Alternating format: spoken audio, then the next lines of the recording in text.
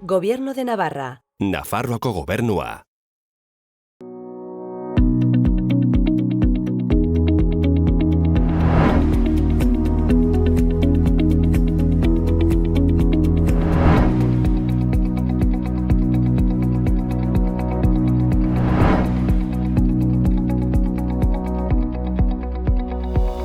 Aupa laguno, gaurkoa Beintza-Labaien herrira hurbildu gara.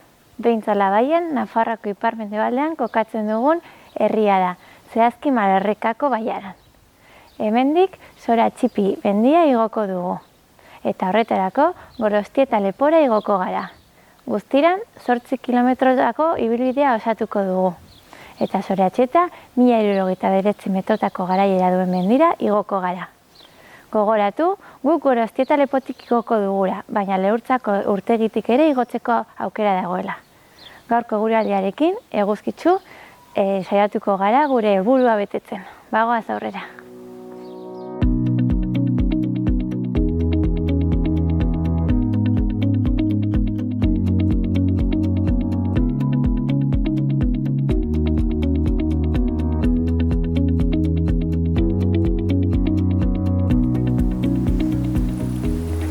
Hemendik hasiko dugu gure ibilbidea, zehazki Gorostieta lepotik.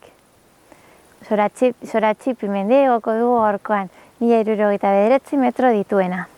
Eta orain esan bezala, Gorostieta lepora iritsi gara, zehazki Ultzama basaburua eta Malerrek artean dagoen lepora. Hortik guztira, hemendik zehazki 8 kilometro aterako zaizkigu. 4 kilometro igore eta beste 4 jaitsira bide berdinetik eginez. Orain, ura sartu motxilan eta bagoaz.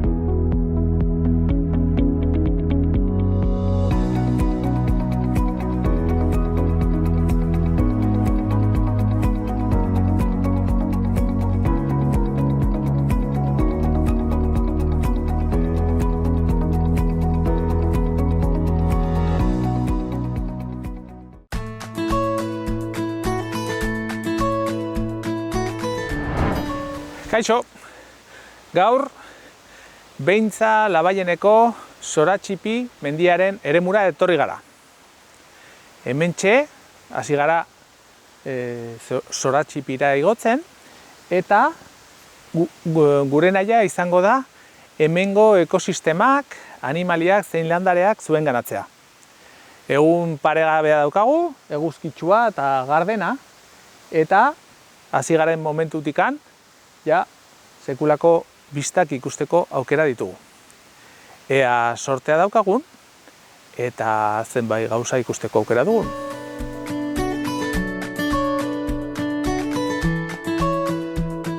Ibilbidea jada hasi dugu, eta berehala sartzen gara pagadi, tamaina handiko pagadi batean. Hementxe, beti bezala, gure pagadien barruan, fresko, orain lehor, badirela egunak euriri bota gabe ondela, eta hementxe ikusten ditugu zenbait adin ezberdinetako zuhaitzak. Zen fustalak, zen latizalak, eta ja pixkat beste kudeaketa batzuetan mantendutako beste pago handi batzuk. Hementxe, bada, okil gibelnabar bereziaren populazio txiki bat, eta ez dakit ikusteko aukera izango dugun, baina hurbiltzen bazarete, eta pagadi hauetan zehar galtzen bazarete, nor daki, agian ikusteko aukera izango duzue.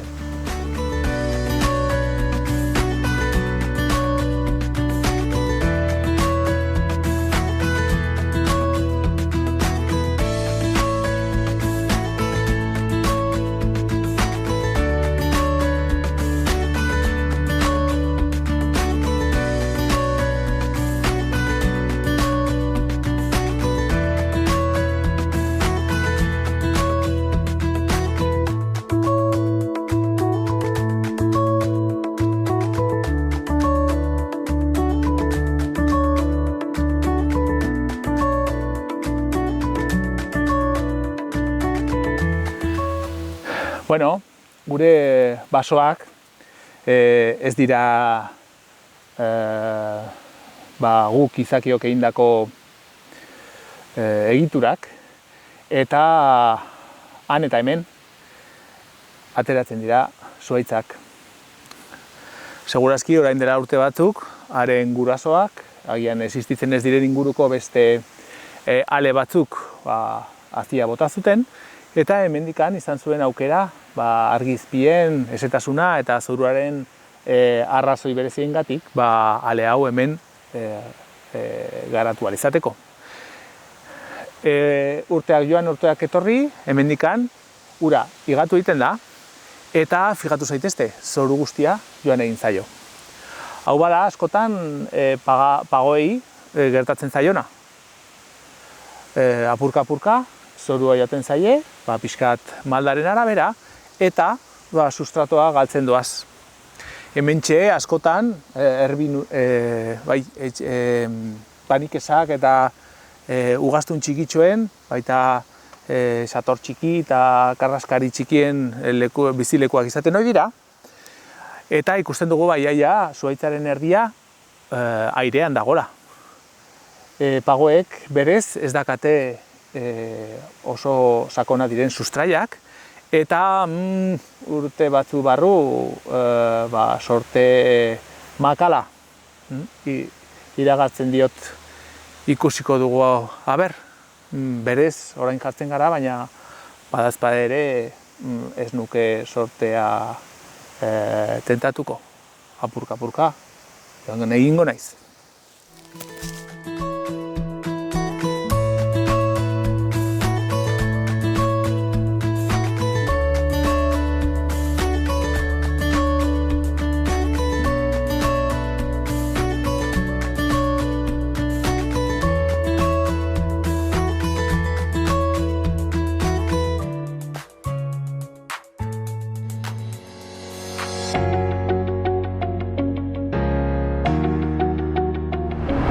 Enara eta Gabi gure lankideak Soratxipi mendian eta honen natur ingurunetan ibili dira, eta gu gaurkoan ondoko herrira hurbildu gara, Behintzalabayenera. Behintzalabaien Nafarroa garaiko iparraldeko udalerri bat da. Malerreka ibarrean aurkitzen da Baztan bidasoa eskualdean. Iruñetik 58 kilometrotara dago eta 230 biztanle inguru ditu. Orain beraz goazen herria ezagutzera.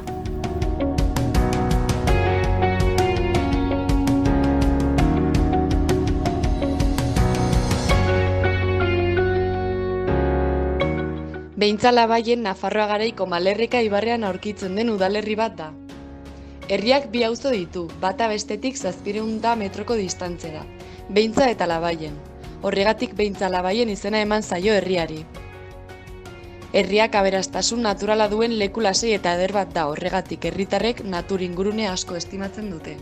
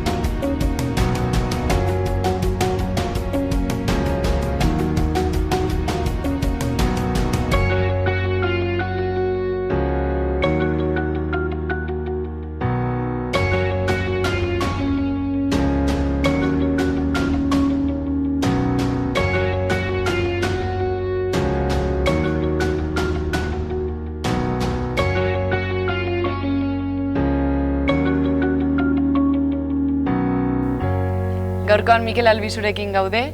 Mikel Behintzalabayengo biztanlea da, landaetxe bat dauka hemen herrian eta mendigira da ere bai. Kaixo, Mikel, zer moduz?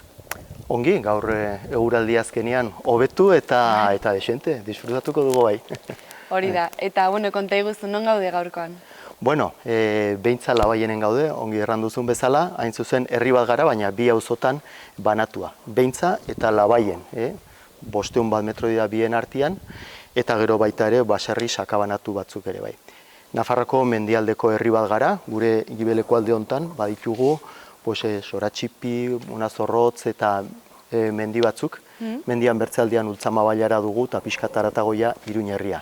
Eta, hain zuzen hau da, Bidasoako goiko aldea garai batean Basaburua izenakin ezaguna. Denetara, 200 bat bizilagun eta gibelean dudan etxe hau da, alde batetik, ez da landa etxea, baizik eta ostatua eta terpetxe turistikoa, baina baita ere herriko etxea, udaletxea, dena eraikuntza berean. Dena elkarrekin. Bai. Eta konta iguzu, herriak ze harreman mota dauka hemengo naturingurunearekin eta mendiarekin? Oso harreman estua, zuzen harrenik nukenik, zeren pentsatu behar dugu azkenean hau zela herri bat orain dela urte batzuk haize jende gehiago bizi zena eta herri nekazari bat. Nekazaritzan neurri batean mantendu da, populazioa ez, baina nekazaritza ere poliki behitizoa, baina hala ere paisaia eta jendiak naturarekin eta mendiarekin harreman handia du azkenean. Mendia natura da, beraien lantegia, belaiak, iralekuak, edo larreak, edo basoa, pentsatu behar dugu gure herriaren ehuneko 60-70 mendi komunala dela, bertatik etxerako egurra hartzen dugu, bertatik ere iralekuak probesten ditugu, edo mendilarreak orduan, oraindik harreman estua da, bai.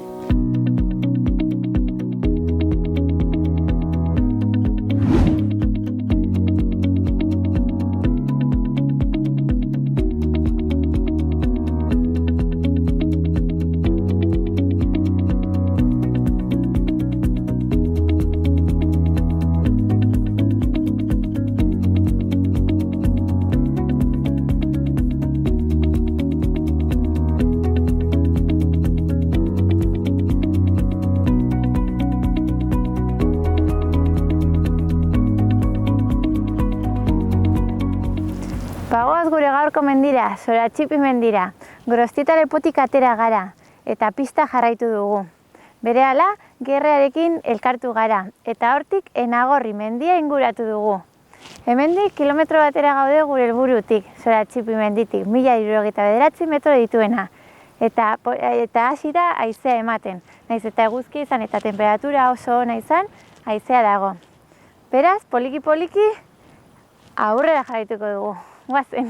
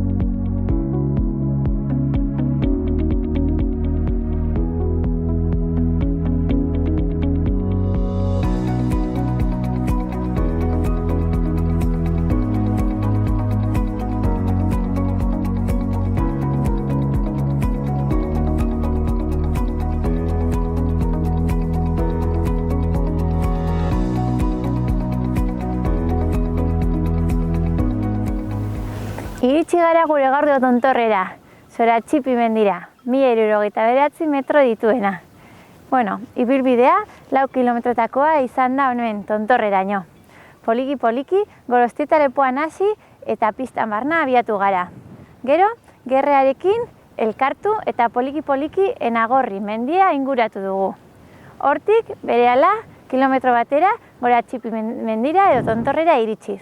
Hemen atzean, argita garbi ikusten dugu, Mendaur mendia, Mendieder mendia, Oteixo mendia, azkenean, Bortziriak, Malerreka eta beste aldeko edo Iruñerriko eta Ultzamako zein Basaburuako baiarak bereizten duen mendia izango zen Soratxipi.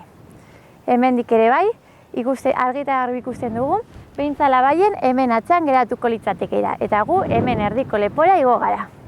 Beraz guztira, gaurko ibilbidea 8 kilometro osatuko ditugu. Beranzko ibilbidea berdina izango baita. Ikusten duzuenez, iparraldeko haizea sartu zaigu. Eta temperatura oso ona izan, iparrak gogor jotzen du. Beraz, zeo zer azkar jan, edan eta berehala beranzko bidea hartuko dugu. Bagoaz!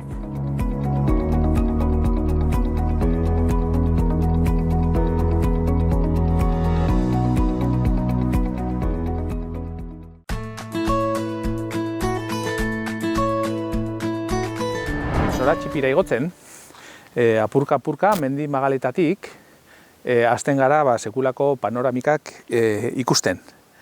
Hementxe hori ikusten dugu Malerrekako eskualdea eta pixkat aurrerago Aritxulegi eta Aizkolegi barkatu eta Baztaneko mendi eta mendateak. Fijatzen bazarete, hemen inguruan entzuten ari ditugu zapelatzak, mirugorria pasatzen zaizkigu gainetikan. Europa mailan ez da askotan ikusten, baina hementxe, Nafarroan, sekulako harrapakari populazioa daukagu, eta horren arrazoia zein da, pixkat begibistan ikusten duguna. Baditugu larreak, baditugu basoak, baditugu haitzak, eta aberen ustiapenak ere. Hortxe ikusten da, egun garden honetan, pixkat gure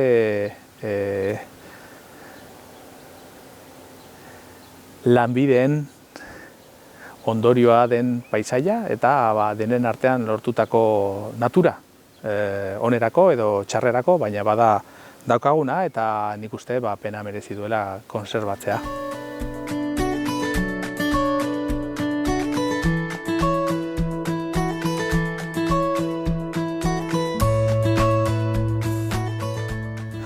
Bueno, hementxe, gure paisaiaren arrazoi bat, hemen ikusten dugu behia, gaur, egon berotsua da eta hortxe dabil, edaten, eta entzuten zaio, nola zurrupatzen duen. Hau bada, askotan, gure aberek behar dutena mendietan, ez? Ur iturburu bat edo iturri bat, haren egarria pixkat asetu dezaten. Bada, ohitura zarra, bertako baserriek beti mantendu izan dutela gure paisaia, eta kasu honetan, hementxe dakagu horietako arrazoi bat. Kasu honetan behiak, baina baita ere behorrak edota ardiak. Oso importantea da esplotazio txiki hauek mantentzea, bai bertako bizimodua mantendu ahal izateko, eta baita paisaia ere. Kasu honetan, behintzan, Soratxipiko mendi magaleta.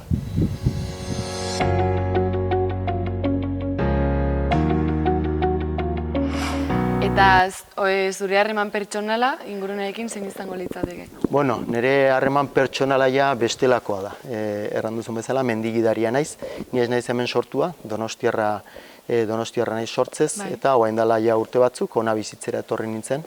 Eta kasu honetan proiektu turistiko bat kudeatzen dut, herriko ostatua aterpetxeaz gain, mendigidaria naiz eta orduan nire harremana mendiarekin oso bestelakoa da. Azkenean nik mendia kontatzen dut 3. pertsona bezala, nik onatortzen denari kontatzen diot hemengo nekazariek, abeltzainek nola egiten duten lan, paisaia nola moldatzen duten, baina azkenean ez dut moldeatzen zuzenean, zeren ni ez naiz nekazaria ez abeltzaina.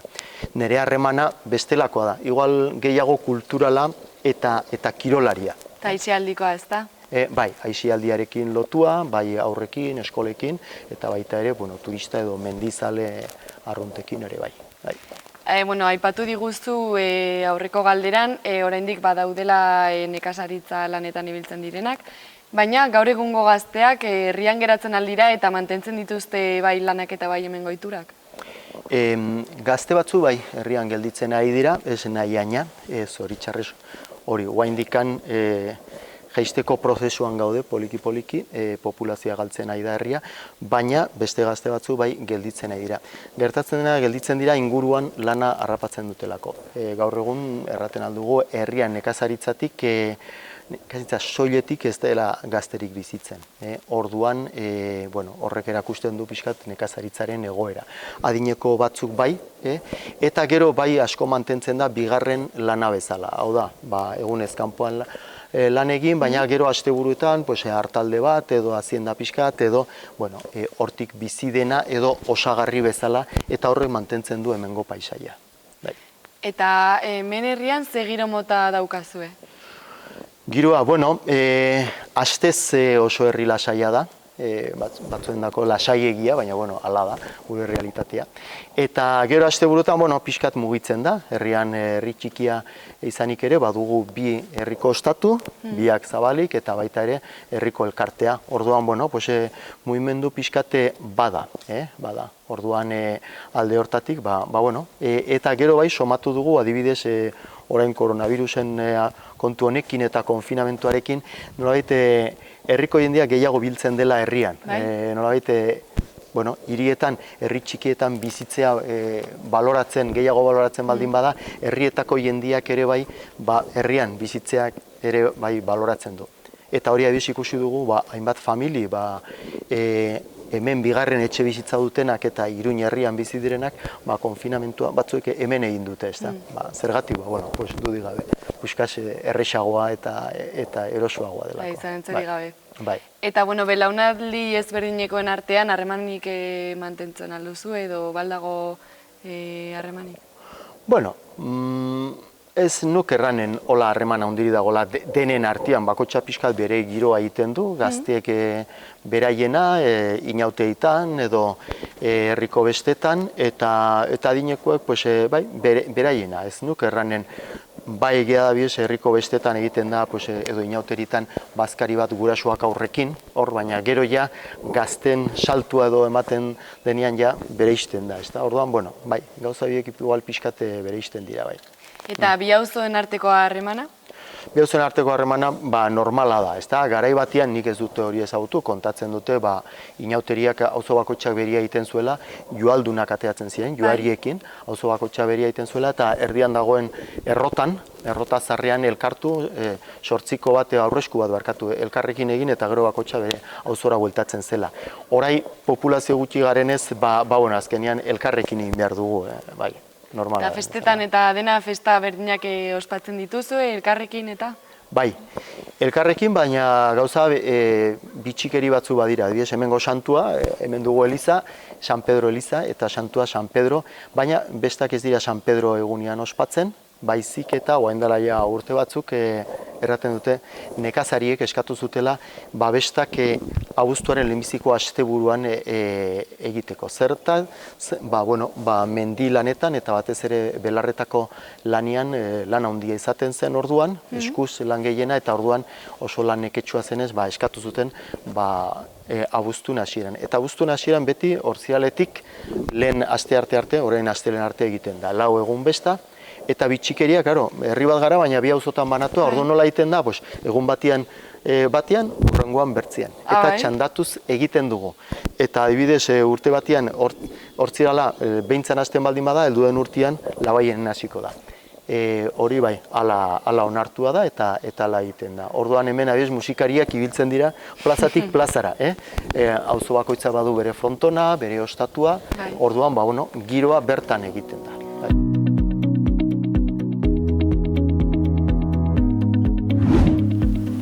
Gure beranzko ibilbidearekin hasi baino lehen, aipatu ditugu Malerreka eta Bortziriak aldeko mendiak, baina hemen Iruñerriko mendiak ere bai ikusten ditugu. Izan ere, hemen atzean Izaga mendia izango genuke, Elo mendia ere bikain ikusten da, eta zer esanik ez Alaitz mendilerroari buruz.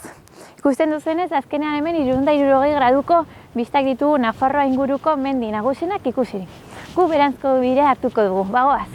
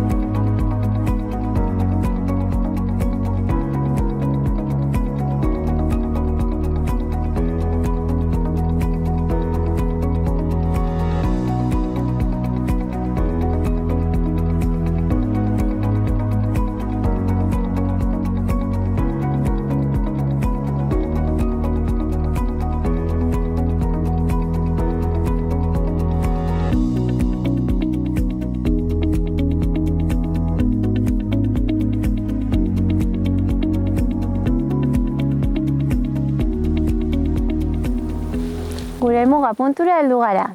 Gaurkoan, Soratxipi mendia igo dugu, 1069 metro dituen mendia. Eta guk, Gorosti eta Lepotik hasi dugu ibilbidea. Lehen esan bezala, Soratxipi mendira igotzeko beste ibilbideak badaudela ere esan nahi dizuegu. Adibidez, Leurtzako urtegitik edo Beintza Labaien herritik ere igo daitezkenak. Guztira, Gorosti eta Lepotik 8 kilometro atera zaizkigu. Hasieran, poliki-poliki pista hartu eta GR-a hartuz lepora iritsi gara, hortik tontorrera iritsiz. Behin Soratxipin, Malerreka eta Bortzirietako mendi nagusienak ikusteko aukera izan dugu. Mendaur, Mendieder edo Ekaitza adibidez. Beste aldetik, Iruñerrian barna, Izaga, Elo mendiak edo Alaitz mendilerroak ere ikusteko aukera dago. Egia esan, ibilbide hau oso polita da, baita erreza ere. Azkenean, familientzako edo lagunekin ateraldi erraz eta polit bat egiteko aukera bikaina da. Beno lagunok, hurrengoan ikusiko dugu elkar.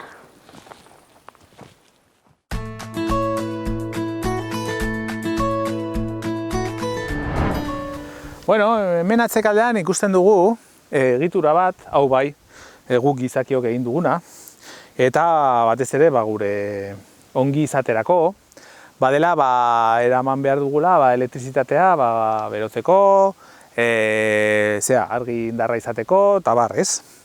Orduan, bueno, hauxe da ingurumen garapenaren eta gure garapen jasangarriago batera dakagun pixka terronka edo leloa, ez?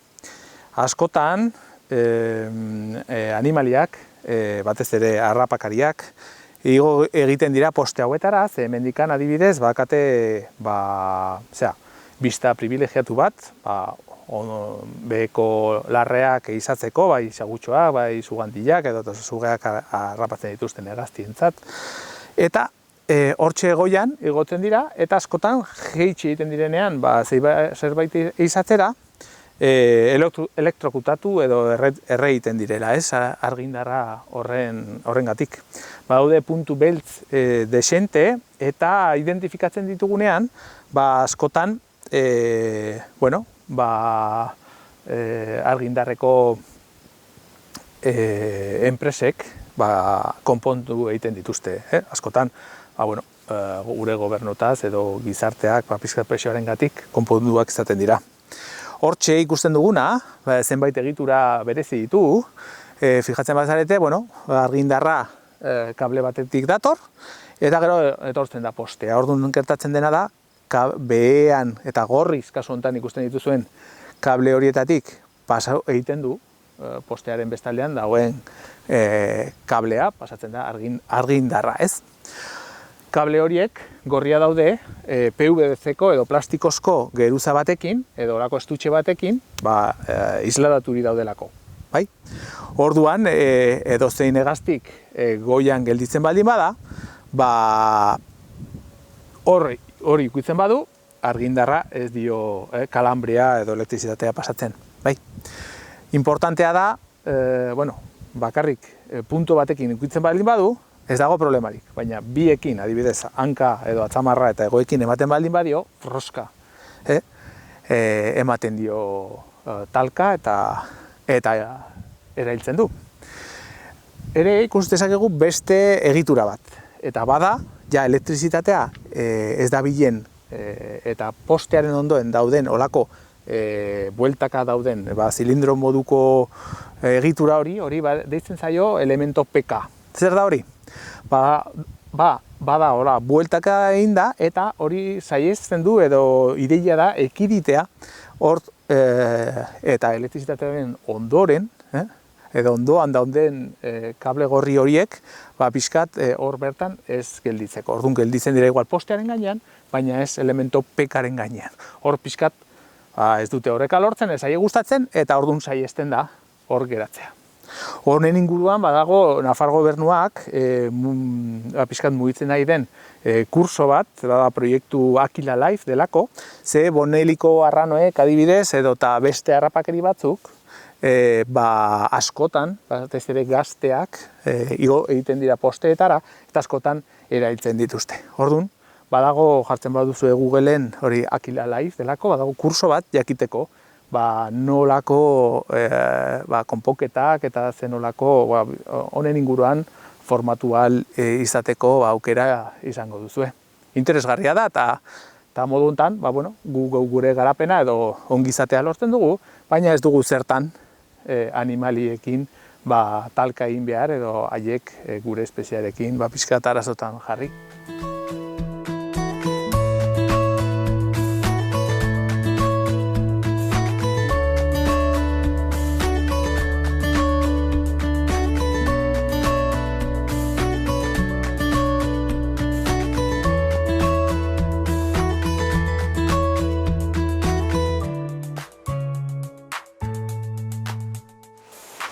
Zoratxipitik beruntz botatzen duten urek topo egiten dute Ezkurra ibaiarekin eta ja hemen elkartzen da justo puntu hontan Donestebeko Tamalerrekan topo egiten dute Bidasoa ibaiarekin.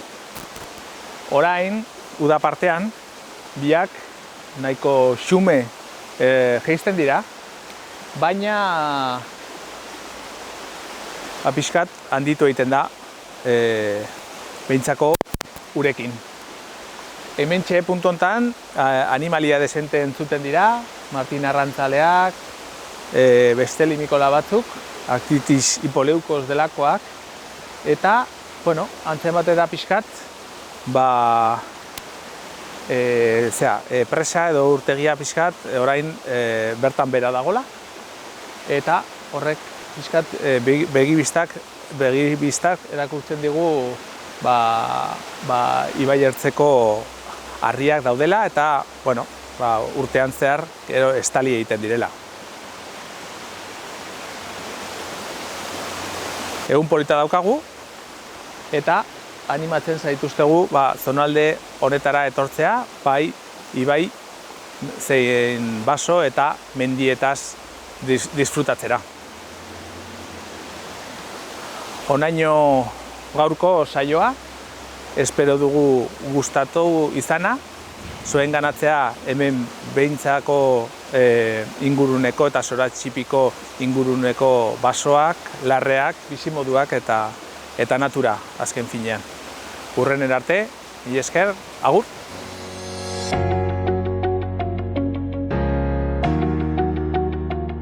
Bueno, ondo moldatzen zarete, ezta? Bai, hortan, dudik gabe, badira gauza, ekitaldi religiosoak bestetan ere mantentzen dira, eta, Eliza, hemen dugu, orduan nahi eta nahi ez, meza nagusia hemen egiten da, baina, gainontzeko gauzetan, banatzen da. Bai, tartekatzen zuen. Bai.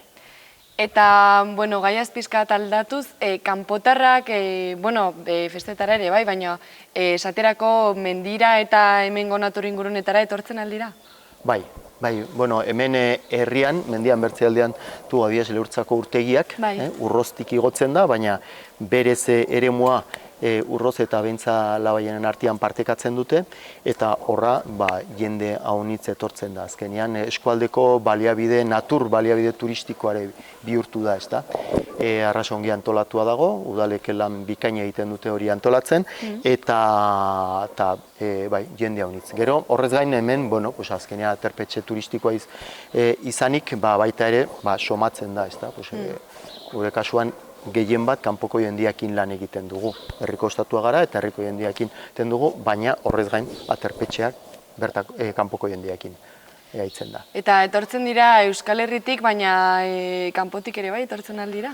Bai, guk hemen argi eta garbi somatzen dugu, urtean zehar gehien bat Euskal Herriko jendia da, asteburuetan etortzen dena, eta gero ja uda aldean aldatzen da. Uda aldean Euskaldunok Pirineo aldera edo Alpetara edo hainbat lekutara joten garen bezala, kanpotik ere gehien bat katalanak, madrileñoak, valentziarrak asko estimatzen dute gure natura, gure paisaia, gure berdea, gau ez freskotasuna loiteko, gauza horiek eta edo basoan barna ibili ahal izatea, ezta.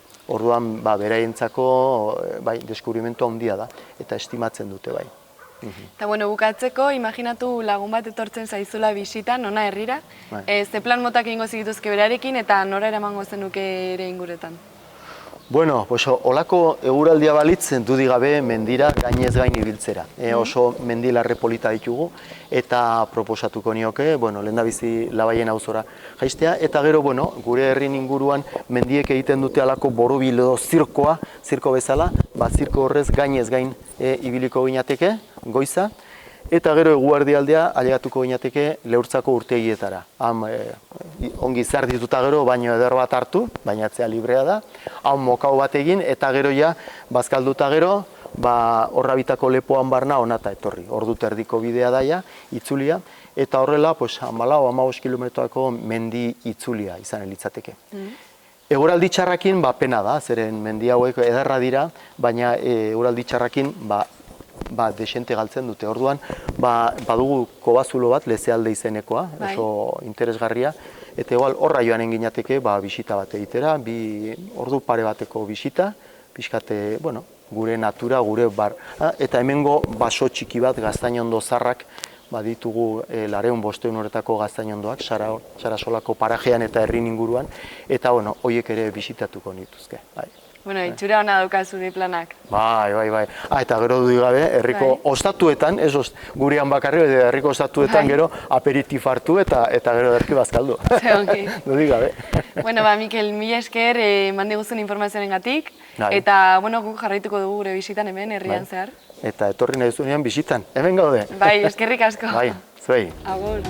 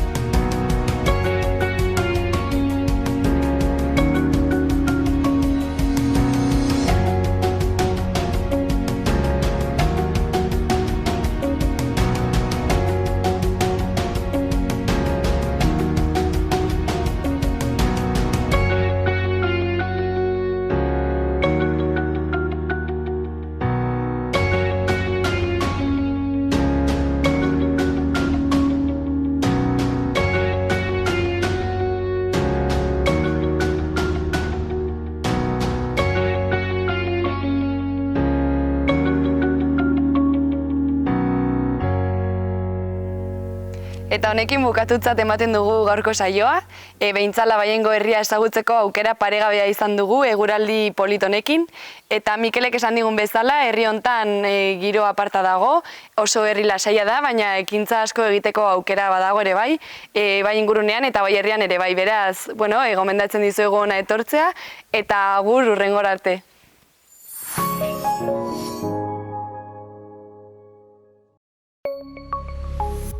Gobierno de Navarra. Nafarroako Gobernua.